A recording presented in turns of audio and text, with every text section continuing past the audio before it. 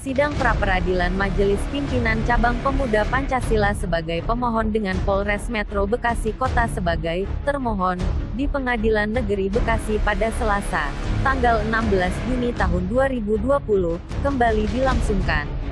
Menurut Herwanto selaku kuasa hukum dari organisasi masyarakat Pemuda Pancasila, terkait penangkapan 6 orang kader Pemuda Pancasila adalah tak sesuai dengan prosedur lantaran tidak disertai dengan surat tugas.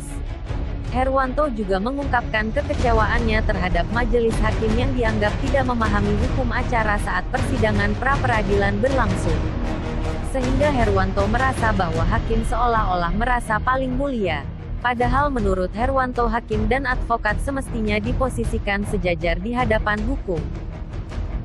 Tadi diceritakan bahwa anggota kami yang sampai saat ini masih ditahan oleh termohon, itu dikatakan diamankan pada saat sedang berada di warung tempat siapa tadi saya lupa namanya. Nah, faktanya mereka itu diambil di rumah masing-masing. Nah, kalau seandainya diambil pada saat ada di warung, kami tidak akan mengajukan pra peradilan. Kami bukan orang bodoh. Benar tidak? Rekan-rekan kami yang ada di Polres Metro Bekasi sekarang 6 orang ini, pada saat mereka ditangkap itu diberikan surat penangkapan, ditunjukkan surat tugasnya. Itu permasalahannya. Nah, yang kami sangat sesalkan lagi, ternyata tadi hakim tunggal itu seolah-olah seperti penguasa luar biasa. Kita sama mitra, antara hakim dan advokat sama sejajar, sama-sama penegak hukum, tidak ada yang lebih mulia. Lebih kaget lagi ternyata tidak mengerti hukum acara dia. Senada dengan Herwanto, Aries Budiman selaku Ketua MPCPP Kota Bekasi juga mengaku tidak puas dengan jalannya sidang pra-peradilan. Menurutnya penangkapan yang dialami 6 anggotanya itu sangat tidak berdasar lantaran kepolisian tidak menunjukkan surat tugas dan surat penangkapan karena kenyataannya anggota, kader, daripada Pemuda Pancasila tersebut ditangkap di rumah masing-masing.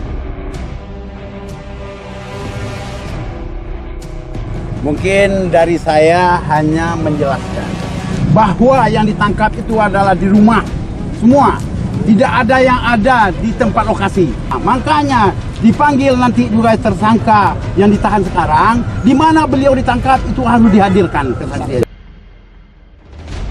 Di waktu yang sama Komisaris Polisi Erna Ruswing Andari selaku Kasubag Humas Polres Metro Bekasi Kota menanggapi bahwa pihaknya atau anggotanya yang bertugas sudah melakukan semua tugasnya sesuai dengan prosedur. Terkait sidang pra-peradilan tersebut, Erna menegaskan biar pengadilan saja nanti yang memutuskan. Berikut petikan wawancara kami dengan Erna selaku Kasubag Humas Polres Metro Bekasi Kota. Ya, jadi gini Mas, sebenarnya untuk kejadian awal untuk tanggal 22 Mei ya, pada saat itu 2020 memang ada sedikit keributan antara pihak PP sama PSHT ya, dimana pada saat kejadian itu kami dari pihak kepolisian langsung menindaklanjuti kejadian tersebut dengan mengamankan beberapa orang yang berada di sekitar itu. Tidak hanya orang-orang saja yang kita amankan, tapi barang bukti yang dibakar pun kita juga amankan. Kalau nggak salah ada 6 kendaraan motor ya yang dibakar, kita amankan. Dari kita yang amankan dari pihak PP dan PSHT itu kami langsung melakukan interogasi pada malam itu juga ya, terus melakukan pemeriksaan. Akhirnya setelah kami melakukan interogasi dan pemeriksaan, didapatilah orang-orang yang melakukan kerusuhan tersebut sebanyak 6 orang.